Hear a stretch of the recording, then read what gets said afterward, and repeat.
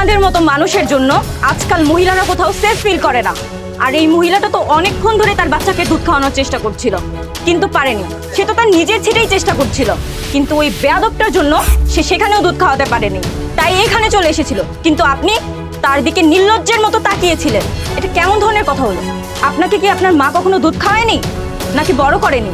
আপনার মার দিকে যদি কেউ এভাবে দুধ খাওয়ানোর সময় তাকিয়ে থাকতো, তাহলে আপনার কেমন লাগতো? অন্তত একটা বাচ্চার মাকে দুধ খাওয়ার সুযোগ তো করে দিতে পারতেন। আরে ম্যাডাম, বাদ দিন। এদের মতো জানোয়ারদের সাথে কথা বলে কি লাভ বলুন? আপনাদেরকে ন্যূনতম কমন সেন্স নেই? মানে আপনাদের মন মানসিকতা এত নিচু যে একজন মায়ের মমতার দিকে কুদৃষ্টিতে তাকাচ্ছে। লজ্জা করেন আপনাদের? এখন বলতে আমি বাধ্য হচ্ছি, আপনি একটা বয়স্ক লোক, আমি তারপর এই কথাটা বলতেছি। আপনার মা ছোটবেলায় আপনাকে বুকের দুধ না খাইয়ে বিষ খাওয়ালে ভালো হতো, তাহলে আপনার মতো এরকম জাত তৈরি হতো না। একটা মা তার বাচ্চাকে দুধ খাওয়াবে আর আপনারা এরভাবে কুদৃষ্টি দিচ্ছেন। আমি সে কখন থেকে আমার বাচ্চাকে দুধ খাওয়ানোর চেষ্টা করতেছি, কিন্তু আপনাদের জন্য পারছি না। আপনারা কিভাবে পারেন এরকম নিকৃষ্ট কাজ করতে? এসব লোকদের কিভাবে শিক্ষা দিতে হয় সেটা আমার খুব ভালো করেই জানা আছে। তুমি কোনো চিন্তা করো না বোন, ওকে তো আমি এখন টানতে টানতে থানায় নিয়ে চলে যাব।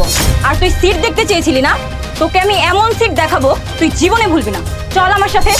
ম্যাডাম আমাকে ছেড়ে দিন ম্যাডাম। আর এই যে তুই তুই কেন বসে আছিস?